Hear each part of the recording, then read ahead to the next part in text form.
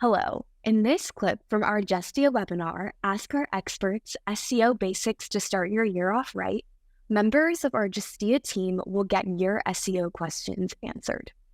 Learn more about optimizing your website, creating well-ranked content, and discovering the new features Justia has to offer, including our new content generator, Justia AI Writer.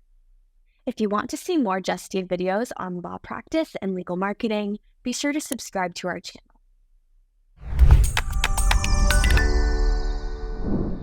Let me just quickly run through some things.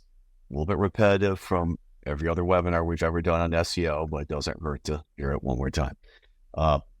So first, core SEO is three different things, right? It's content, citations and links, really the links parts for the organic SEO part, citations for the Google Maps, and then technical SEO. So those are the three core things. The order of importance is content, then citations and links, and then technical. That's also the order. Content. You have different types of pages. In order of importance for you in terms of getting clients, right, was really the key. Your homepage, most important page, right? It's the page to show up your firm name as well as other core terms. Your attorney profiles, right? Someone's searching for you and searching for the other attorneys in your firm. Those are much more likely to convert to actual clients than any other page on your site for that particular order, right? So you got to make sure that you have these things optimized. Don't leave your profiles and treat them as sort of second-class pages. Really try to fill them out. Practice area pages, car accents, criminal law pages, shoplifting, divorce. Those are important. Those are probably the more competitive places where people sort of compete. Not as important as the homepage or their profiles, but still important. And then other pages like articles, blog posts. Again, those count. They can help your overall site, make them high quality. We've got whole webinars on this stuff. We covered this for over an hour because it went over. You should go watch that webinar. It's still spot on in terms of what was covered.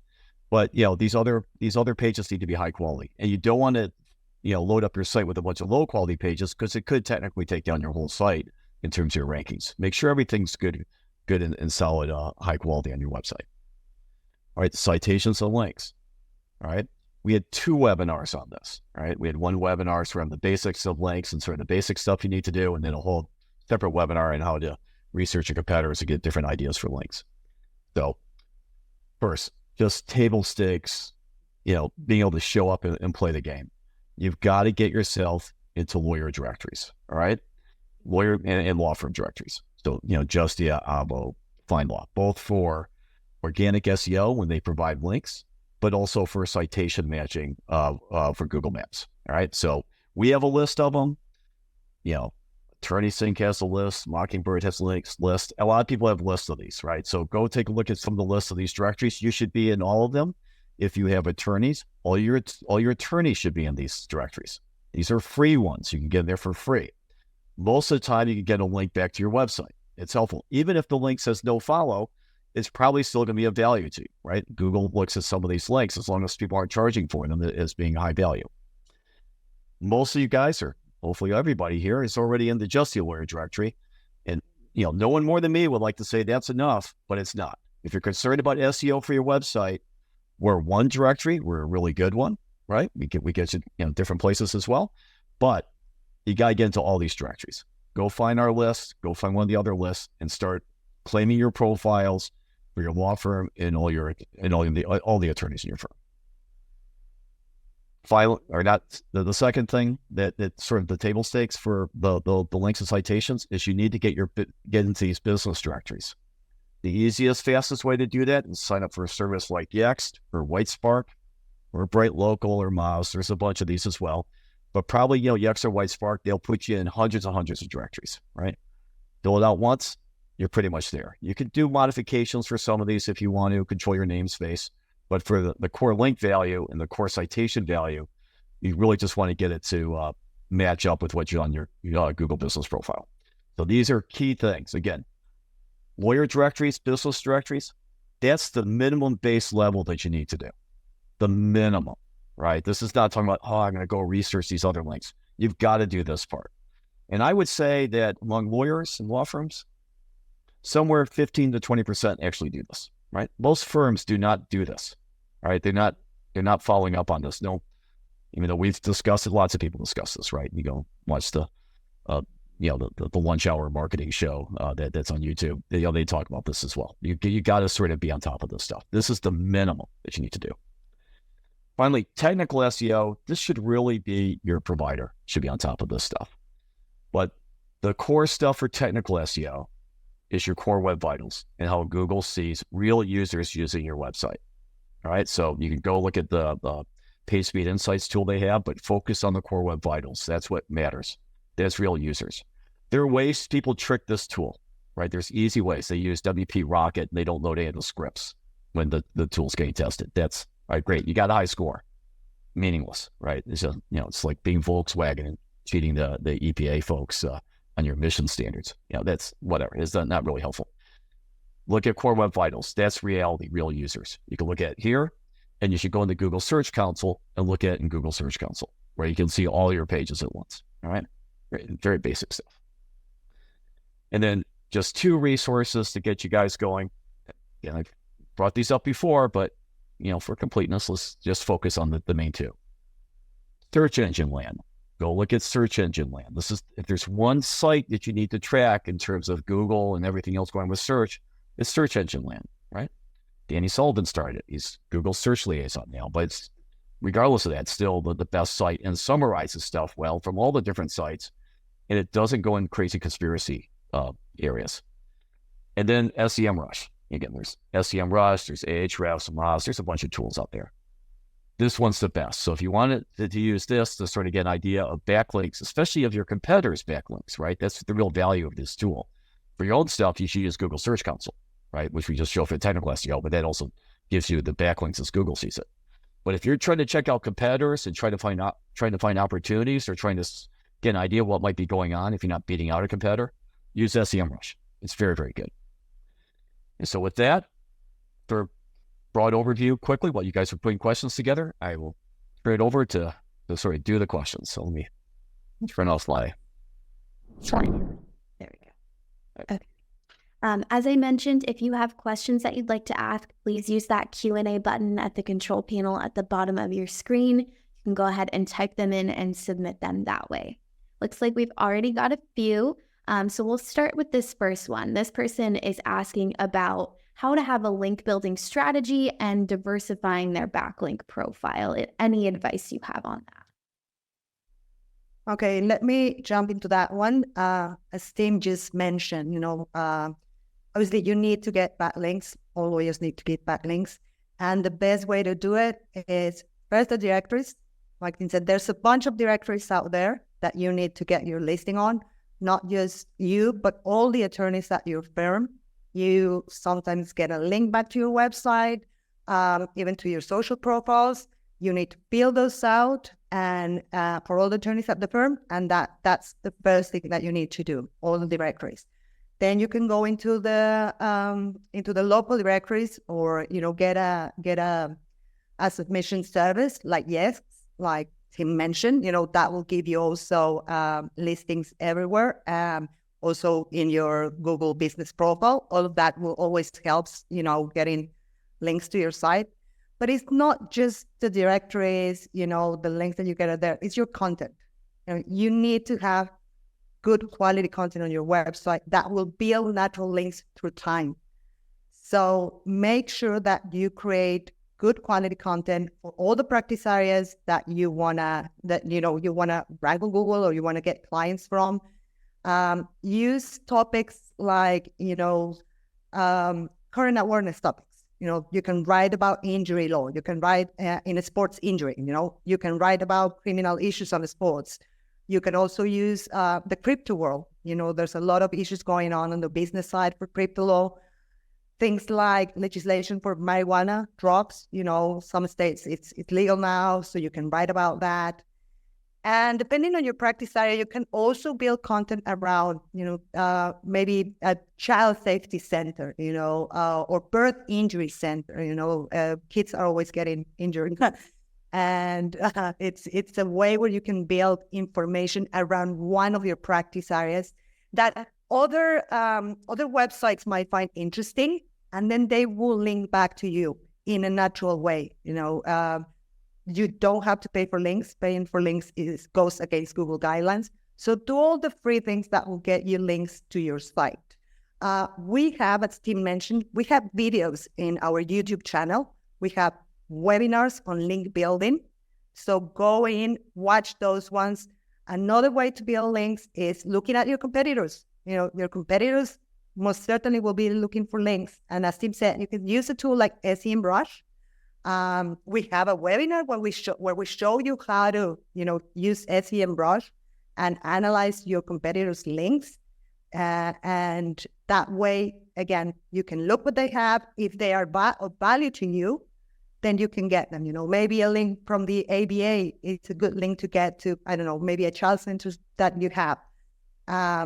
So try to see the links that are relevant, the ones that have valuable content in your website, in your competitors' websites, and try to use that to leverage your own site. I don't know if any of you guys want to add something else. I mean, I'll just say, I think you covered most of that stuff. So previous webinar we sort of covered the basics, links, directories. The main thing I would point out is that there are certain topics that get more links. Sports is great. You get picked up in message boards, other people link to you. As long as there's real legal analysis on it. Newspaper folks will ask you about it. I mean, I was watching some videos and reading some articles about Florida State, right, and their litigation to get out of the ACC. And there's a law firm right now, basically on video and also writing articles about it. They're not really doing sports law as their core practice, but they're getting picked up, and I can see their website ranking higher. And it's getting picked up on social media and everything like that. Crypto, always good, a little bit, not quite as big as it was maybe a year and a half ago. Things were going, but we'll see.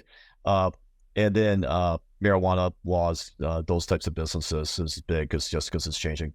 But the best thing to write for content is child safety. There is nothing better for getting links. And the reason is there's so many places they'll link to you. Every school will link to you, right? All the there's so many nonprofits doing stuff for kids. Those are places to get links.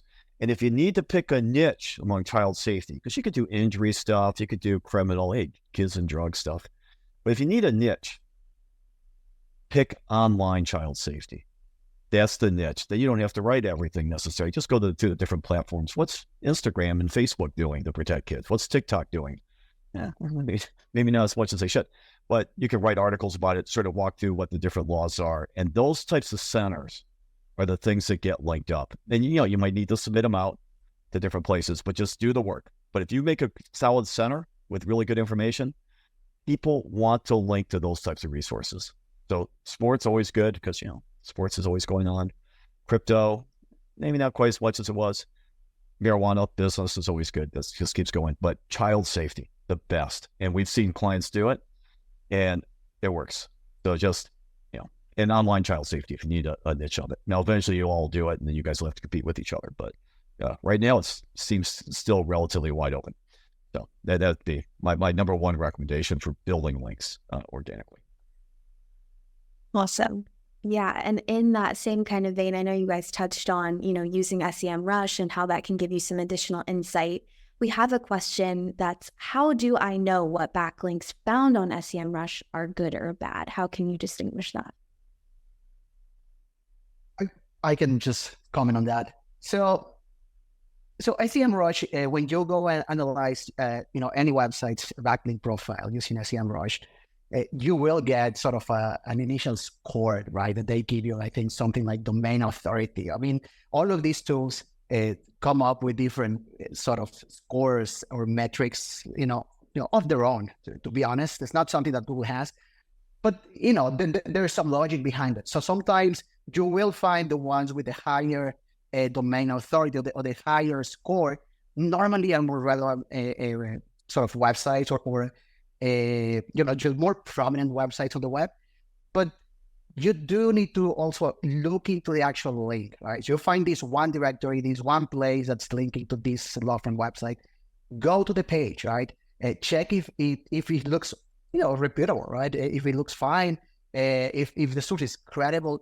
There are many links that you will get or that you will find, and as soon as you open the page, you can tell right away that it is really low quality, right?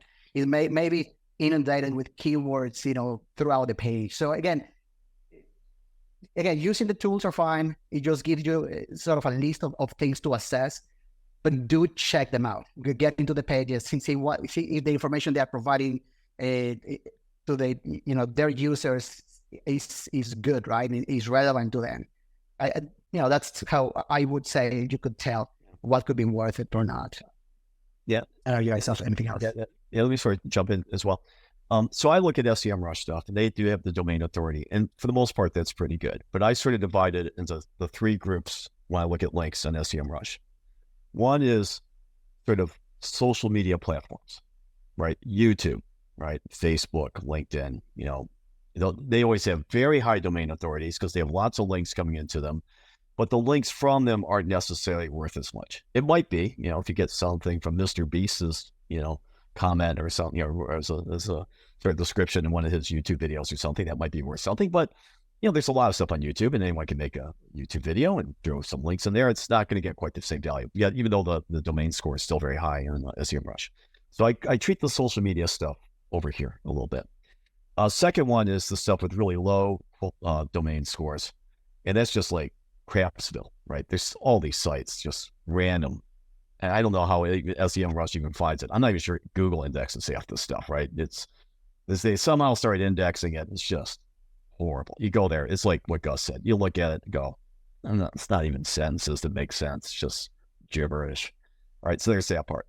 And then you have sort of that middle part, and that tends to be ideally domains you've heard of. So you look for like the government or the educational ones. And I focus on those because if I see a government site linking out to folks, I can write a better page, write a content. Maybe I can be in there too, right? That's the way I look at it. A lot of, different nonprofits. The ABA was brought up earlier, but also lots of different nonprofits are looking for resources to link to. And then educational places. Educational stuff that doesn't involve blog posts, comments. Every once in a while, these blogs opens with the comments and it's all spammed up. You can sort of tell pretty quickly. But if you look for like, real sort of pages and sites, and you can go through, you can look through the domain, and you can open up and you can sort of see where the links are coming from. And if you see the links are coming from a authoritative place, on that site, that's pretty good. If it does look like blog comments, you're not going to get much value out of that. In fact, it's probably not worth much at all, or probably might, I'm going to say harmful, but not worth anything. But that's sort of how I break it up. So social media stuff, not pay too much attention to it. The crap, set that to the side.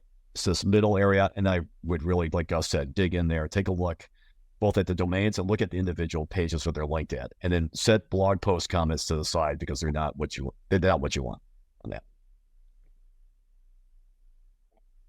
And then clarifying question for you, Tim. You touched on child safety centers and how those can really help. This person's asking, do you still write about child safety even if it's not technically in your practice area?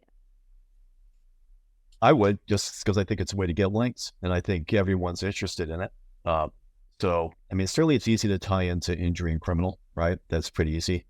You're able to tie it into business law because these involve businesses and different things, as they reach out to different markets and stuff.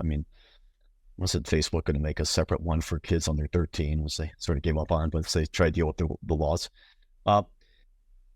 So if possible, I would try to write about it. Now, if it's totally separate, has nothing to do with anything you do, then maybe you look for something else to write about. All right. I'm not saying you have to write about it. What I am saying is that if you want to get links from quality sites to your website or a subdomain of your website, if you want to run as a separate center, child safety is the best because there's all these schools, all these school districts, all these nonprofits, and they all look for stuff to link to. It just has to look good and authoritative, right? Yeah. And so anyways, I would still do child safety if I could in any way. But if it really is totally to the side, you're doing international trade and you go, well, maybe you could bring in child trafficking. So I don't know. Maybe it's something like that. It's not really trade, but something that involves child safety online. There might be something you could bring in. But, so I'm not saying you have to do it that way, but for getting links, the best. Just try to figure out how it somehow fit into your business. But otherwise, sports is always good. Other things are fine as well.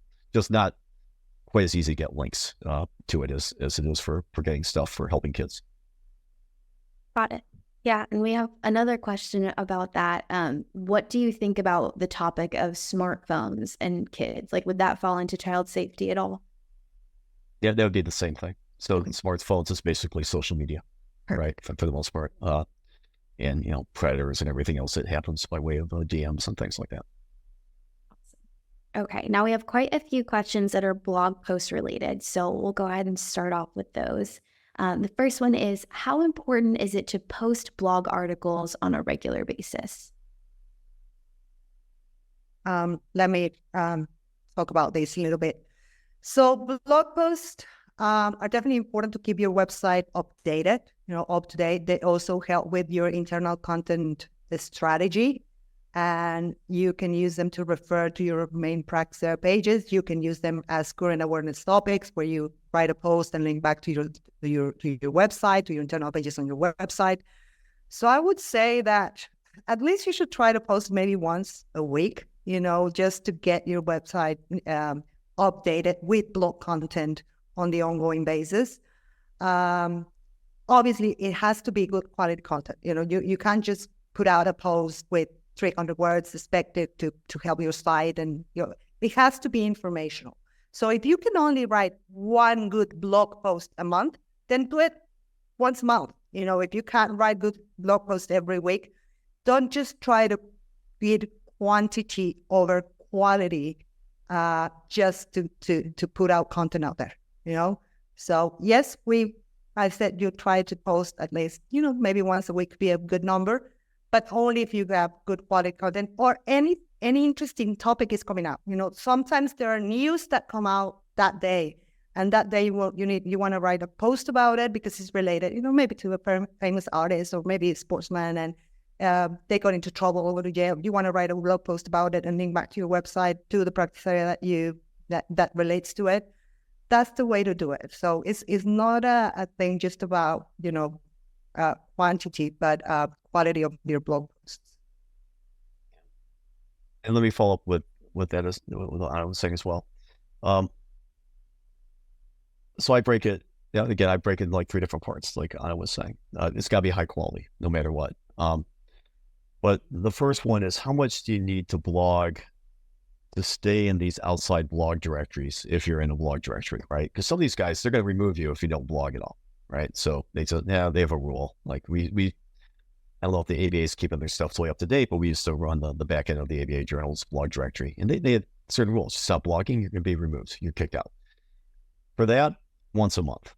All right. If you're posting once a month, no one's going to kick you out as long as you're posting once a month. That's only 12 posts a year. Not that hard. I mean, it shouldn't be that hard, but it should be, make it quality, but once a month. That keeps you getting, if you're in these outside blog directories, it keeps you there. No one's going to kick you out for not posting enough. Post less, you might get kicked out. Not necessarily, but it happens. We've seen people, they took the summer off and they lost all their links on the blog directories and had to resubmit. And then, a lot of these blog directories aren't taking new submissions because they've moved on to Twitter or whatever. Thanks. That's one part. Second part is just having fresh content. Having fresh content both as a blog post, but also integrating the blog feed onto your homepage or other parts of your site, right? When your page changes, especially if you're going to include file, but you can technically use a different JavaScript right now. Google will index that. But when you change it, so your page is changing, Google's going to index you more often, and you get the different freshness to your page, both from the new blog post, which is new, and the listing page and the homepage of the blog, because that's all changed, but also to wherever else you incorporate the blog feeds, right? Incorporate into the Justia lawyer directory, right? You blog, and because our directory, your profile looks fresher to Google, right? There's a freshness step with Google. They're looking for fresher content, and they will look at the file size and the date of change. There's lots of different things they look at, and they'll see even a little bit of change can sometimes be helpful. All right, that part's good, and that's a good thing to do. Just get you indexed quicker, and if you make updates a little faster, and maybe a little bit higher at Google because they see that you're updating things more often. They just like it there, right? And there, once a month's probably okay. Once a week's better. Some people do it even more often, but that's a separate sort of issue. But again, at least once a month, but once a week would be ideal for that. The third thing would be if there's something that you're following that's breaking and you really want to make sure you get picked up fast. In that case, again, once a week's good, even more often sometimes it's better. And that's, let's say there's mass tort litigation you're covering, right? New Camp Lejeune stuff comes down, and you want to be on top of it. And you want to be indexed by Google fast and quick and quickly show up in the search results, right? That's important, right? Certain things, especially for stuff that has breaking news. Mass tort's a big one, because if you got a good mass tort blog, you keep writing about different stuff, you can get picked up fast and quick. Again, once a week is good. A little bit more often is better, right? The more often you post, the more likely Google keeps coming back to your site. And they will figure out how often you sort of update, and they will sort of judge how quickly they come back. Yeah, so that one I might even, if I'm really focusing on mass torts, look at some of those sites that really do this stuff, like Top Class Actions. There's a bunch of these sort of class action, mass tort combo sites. I say class actions and settlements. There's a bunch of them out there. They're posting multiple times a day, right? And they're getting picked up very quickly. I don't expect law firms to do that, but if you're following something, you want to keep something updated, you want to rank high for it, more often would be better. And then it really helps you if there's some new breaking case. Bam, Google picks up your stuff right away. So a couple different things, but like Anna said, once a month, that should be your base level ideally, and once a week better. If you do more often, and make sure it's quality. If you write crap, it's not good. So you're not going to rank anything, and you can actually harm you. So don't do that. So on that topic of quality, we have a couple questions related to actually writing and developing blog content. So the first one is, what is a good way to identify topics for blogs? And then what are some tips and tricks for writing good legal content for those blogs? Well, I guess I'll take this one. I think that's okay. All right. Topics. All right. So first thing is, the news to a large extent is law, right? Lots of litigation taking place. Some of it's criminal, family law, celebrity divorce, right? Election stuff, right? Going on. So there's a lot of stuff to write about with law. That's current awareness. So if I'm looking for stuff, I'm looking at the news to a certain extent. Might be even looking at the news for my local area, my local city, to get a little more pickup with local reporters and stuff, so that can be quoted or something when they need a quote on a case. So that's basic. So that's basic news. Figure out your area, location, set up a Google alert on Google News, and get email updates on it, and just sort of focus there. That's pretty straightforward. The other part is case summaries. So like with cases, like you can sign up for our case summaries for free. And we give daily case summaries of different states. And then you can get a quick little summary of the case, but you could expand on it and really sort of dig into more details. And that's a slightly different purpose and audience. So one, when you're writing about news stories and you're writing some legal analysis, that's sort of getting you awareness locally as well as a news source, especially with reporters. Especially if you should add real legal analysis to it. That's a slightly different group. The case summary stuff, when you expand on those, that's a little bit more reaching out to other attorneys, and a little bit more credibility with Google as a resource for legal research in a way, right? So like there's been different sites that have been focused on different states or different states and practice areas, so they cover all the cases that are coming down. So that's a good one from indicating to Google you're high quality and different things like that. You could get the summaries from us, get a paragraph, but you need to expand on it and really write some more detailed stuff. For writing, for writing summaries and stuff, I might look at using AI, at least for the first cut. And if I was to do it, in its current awareness stuff, if you're using GPT-4, they're doing okay with the current awareness stuff. Sometimes they're pulling in stuff from Bing, but Google Bard is up to date for the most part, and that should be getting better. But that's a first cut. You cannot trust it. All right. You've got to go check it all. Just like you're filing something. We've seen plenty of people write blog posts citing cases that don't exist. It's not just for courts. They've been doing it in blog posts as well. And, it's not going to get sanctioned by a judge, but you'll look like an idiot, and you'll get called out on Twitter or something like that when you do something stupid like that. So you've got to, if you use AI, you got to double, triple check your work. That's true even if you use like one of the commercial services that are focused on law. You really need to double check it. You cannot just rely on AI. But it will at least help you get the basic stuff written up, and you could give it the full case through the context within the prompt and help summarize it. I mean, the stuff's good at classification and summarization. So there's ways you can try to work with your prompts to try to get it to help summarize cases for you, to actually help you write a blog post that's pretty good. So I don't know if that's the full answer. There's more stuff than that, but news and cases, those would be the big two I'd focus on.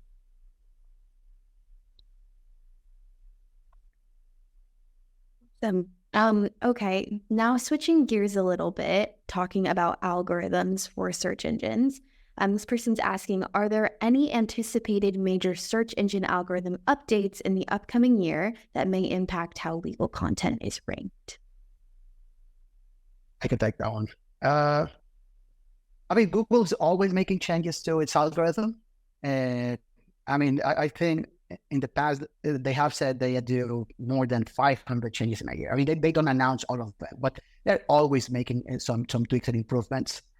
I mean, they don't announce it ahead of time normally, but, based on what we normally see, we should expect some changes to the user interface, some improvement, tweaks to improve the user experience. They play with that all the time. Another thing that I think we should anticipate is some changes to integrate generative AI into the search engine, right?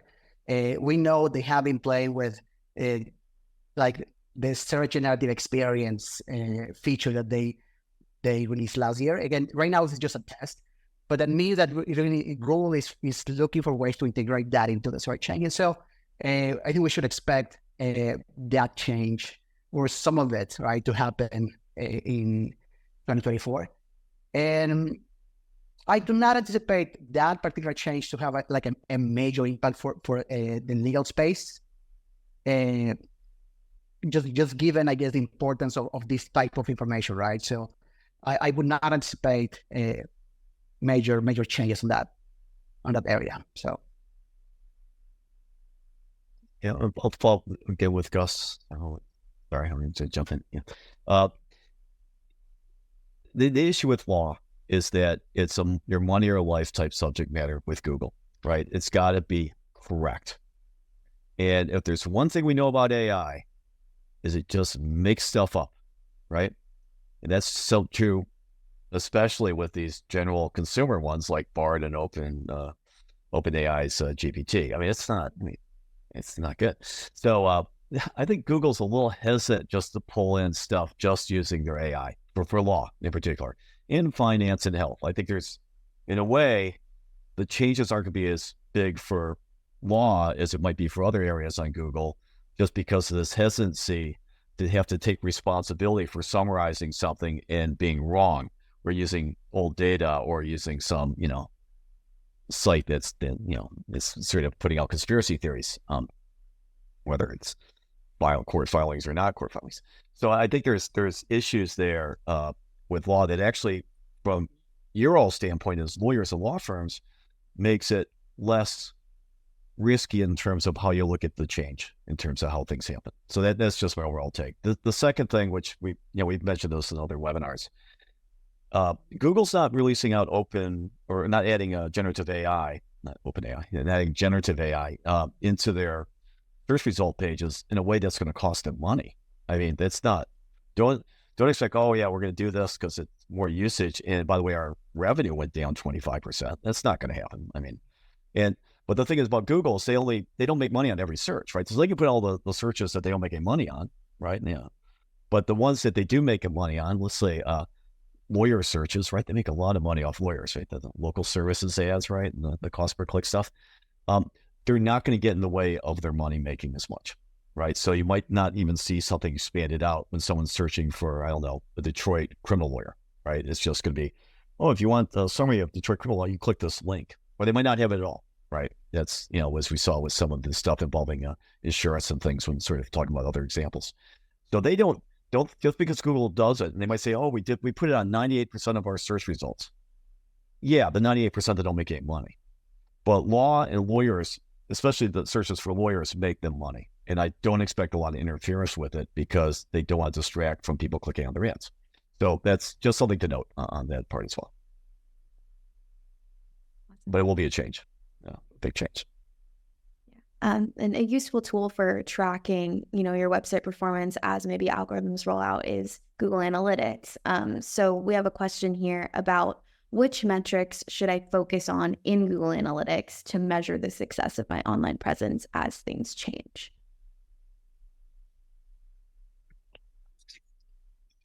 Fine. So for measuring the metrics on your website, focus on organic traffic. Organic traffic, normally the bulk of your traffic comes from Google Organic. So focusing on that when measuring or assessing your website stats, I think is the way to go. Google traffic, organic traffic, you can use Google Search Console for that. This is a great tool where you can see, different information like clicks, impressions. You can even see the words the people searching the web are using to get to your website and which pages they are reaching. There's a lot of good information. And Google Search Console will give you like 16 months of worth of data. That's just sort of the limitation that they have.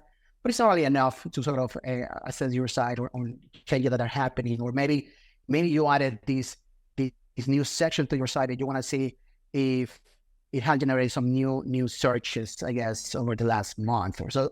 Again, Google Search Console is great for that type of analysis.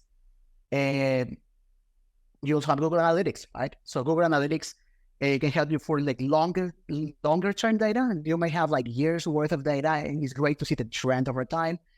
And also you can use Google Analytics for a non-Google organic traffic, right?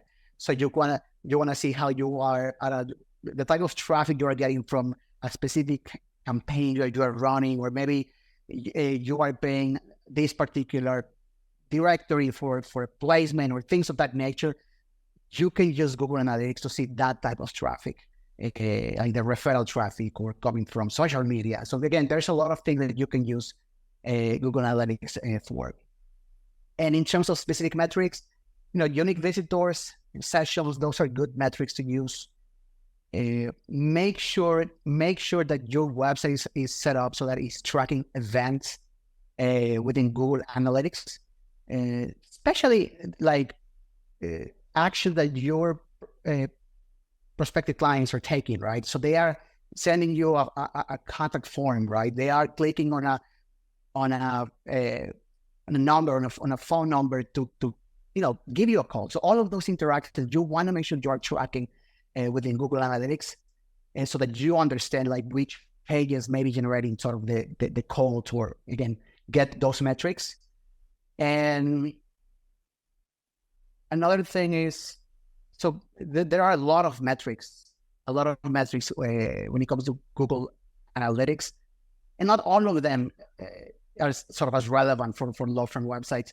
Like just to give you one example, so bounce rate. So bounce rate tends to be high for law firm websites, but it's basically because a well-optimized law firm website, Google will actually show the page the user is looking for, right, in the search result. So the people that make the search, they actually land on the page they want. So they don't have the need to navigate as much to different pages. So the bounce rate tends to be high. You should not worry too much about it. So again, it's not a metric that you should really pay attention to as much. Or the average time a user spend on your site, same thing, right? So they don't tend to spend as much time on your website. I mean, when they are looking for legal assistant, they go to your site, they see your contact form, they make a call. So the average time on your site tends to be low too. So again, those are metrics that if you don't know, I guess the normal behavior for law firm websites, they can throw you off a little bit and thinking, maybe I'm not doing a good job. But again, these are things that you should not be as worried about.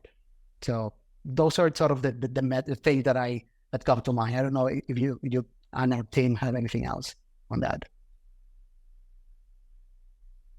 No, the only thing I would add is that if your site's not optimized, your bounce rate will go way down because people search around your site to try to find things. So the ones with the lowest bounce rate are the least optimized websites that are out there. So not necessarily the best. And if they're only looking at one page, sometimes they find the page and then they either contact you or leave, or they call. You're not going to get the full time spent on the site anyways. They just saw the one. Google doesn't know really how much time that they spent necessarily on the page. So unless they went to multiple pages, they're harder to track with analytics. So anyways, what you said, Gus, is spot on. So I'll leave it there. Our next question is social marketing really helpful for lawyers, or is it just a waste of time and money? I would say that it's important at some level because it puts you out. It allows you, to people. It allows you to put out also some content in your social media, and you can sometimes link back to your website. For example, Facebook will have a link back to the website. Even if it's a no follow, you can get maybe some clients there. But for lawyers, I think it's not as important as for other type of websites.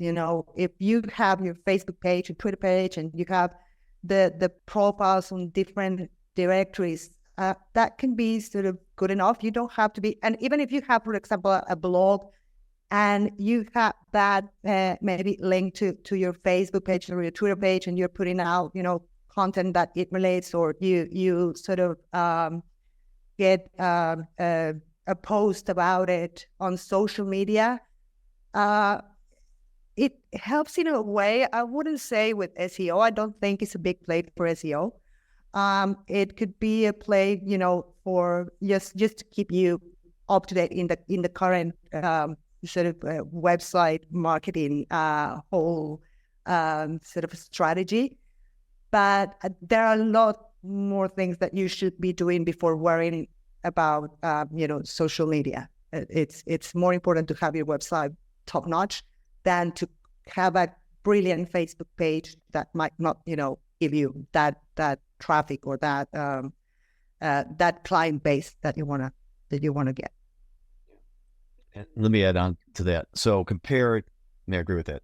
It's not, shouldn't necessarily be the highest priority, especially so you don't have a lot of time on it. It doesn't compare to SEO in terms of getting new clients. It just doesn't compared to effort, right? But some practice areas, especially practice areas where you have communities around, it can be very useful. So like immigration law, right? Immigration, someone immigrates, their family's immigrating. They pass things around. For something like that, yeah, you could do. We have clients that do this. They do like TikTok videos. They do TikTok short, and it goes on Instagram Reel, and it goes on YouTube short, and Facebook. I think Facebook's also Reel, whatever it is with like Instagram, same company, and you could use the same content over and over again. And you can look through it. Normally people are specialized, right? Some people will focus on YouTube. Some people will focus on TikTok, or whatever, or Instagram. Tends to be the main three. But if you could do quick little videos that are interesting, those can be good. And again, it works better for something like immigration, or if you're trying to get into the news, covering news stories and things like that, to get a little bit of awareness for yourself as a brand, could be good. A little bit harder for other areas. It doesn't mean, like we got Jason Melton, who does very entertaining Instagram stuff. He's doing personal injury stuff a bit. He does a little bit of everything, criminal and everything on it. So he does very entertaining stuff, but I don't think he, even though it's great content, I don't think he gets quite the same pickup that you could get if you're doing immigration, where immigration just explodes in terms of how that works out. So it's a little bit practice specific. It's a lot more effort than just SEO. But if you can figure out your template and sort of get the pattern going, it can work. And if you're doing it, you need to be doing short form videos. That's what really drives the attention for getting new clients, much more so than longer form videos. Doesn't mean longer form's bad, but not going to get as much for new clients. Okay, we're almost out of time, so just a couple more questions. But our next one is, should keywords be included in lawyers' profiles?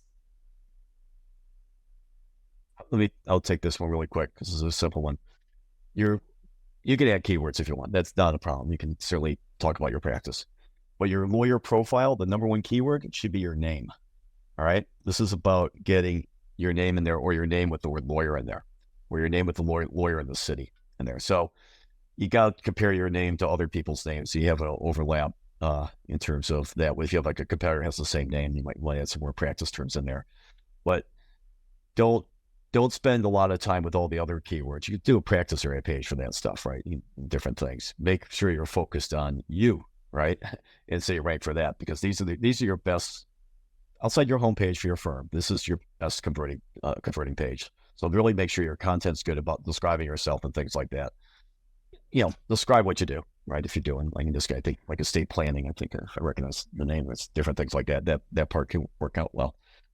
Or personal injury, whatever it is, but it's not as key as ranking for your name and ranking at the top of Google for your name.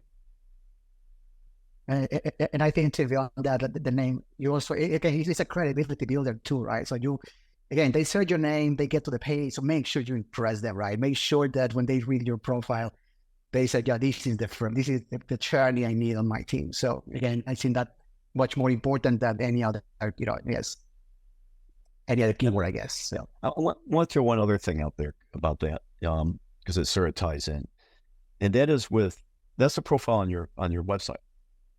You also need to compete with profiles in all these different directories you're in, right? All the business directories, the Justia directory, everything else. You need really good photos.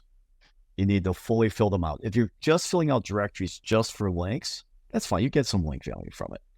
But most of the directories, if you fill it out more, are going to rank you higher. So your links would be probably worth more just from that standpoint. I know that's how we do it in the organic listings. If you have more filled out, you're going to rank higher, and you'll be on the first page or on page 8, whatever the hell it is. So that's helpful just by filling out. That doesn't cost money. Just fill it out. The other thing, though, is people compare attorneys. And so you get a lot of people going to directories where they're comparing attorneys, and that's why they're going there rather than going to your website directly when they did an overall search term. In fact, that's the reason directories tend to rank well. Is people, they search, I'm looking for, Denver divorce lawyer. They're not necessarily looking, if they're looking for a particular one, they might click on the ad or maybe click on a website link, but a lot of them go to directories so they can do comparisons. And God help you if you didn't fill it out and you don't look good on the directory.